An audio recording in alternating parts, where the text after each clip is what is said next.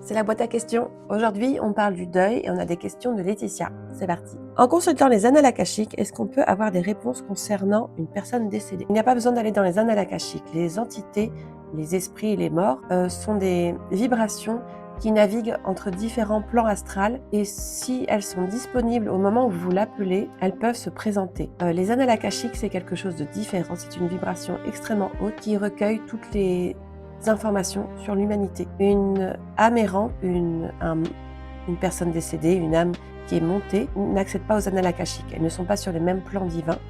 Quand vous demandez à un de vos proches de revenir vous voir, il sent cet appel, il y a le lien du cœur qui est maintenu et il peut venir aussitôt s'il est déjà monté, s'il est pas monté mais qu'il a décidé de rester auprès de vous. Parfois, cela arrive qu'il soit aussi dans ce qu'on appelle l'hôpital de l'âme. Quand il vient de décéder sur Terre, il va dans cet espace où il reconstruit tous les plans, c'est un parc karmique. Il y a une sorte de bilan qui est fait. Son âme est aussi remasterisée. Ok, pas d'autre. Il y a une sorte de division aussi de qu'est-ce que... Non, c'est étrange. C'est comme si en fait de sa vie humaine, il va garder certaines choses et faire le tri du reste pour garder en fait l'essentiel, pour en fait pouvoir aller aider ceux qu'il souhaite encore aider, qui sont encore vivants. Et ensuite, ça me montre qu'il se dématérialise.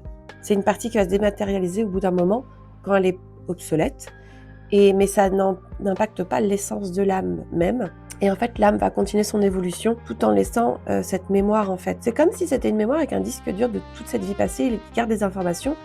Et c'est pas un hologramme, mais ça fait comme une extension qui est... je vois vraiment un truc qui est un peu sur le côté et qui n'empêche pas du coup l'âme d'évoluer ailleurs, de faire ce qu'elle a besoin de faire. Parfois, ça arrive qu'elles deviennent des maîtres ascensionnés ou des guides. C'est quand elles ont fini leur cycle d'incarnation et qu'elles ont suffisamment rempli leur mission de faire évoluer la Terre et faire évoluer les proches. Elles changent, en fait, elles évoluent. L'âme a des paliers. Donc, soit elle devient guide, soit elle devient maître ascensionné, soit elle retourne sur Terre pour continuer son incarnation et apprendre et évoluer. Elle peut aussi aller sur d'autres plans, il y a d'autres planètes où on peut aller explorer la vie. Ils me disent mais pas que. Ok, ça me parle de minéral. On peut aussi être un minéral et vivre une vie totalement différente d'une vie terrienne, humaine en tout cas. La vie terrienne se démarque par les émotions. Ici, vous vivez des émotions dans votre corps et ça fait toute la différence en fait sur l'incarnation.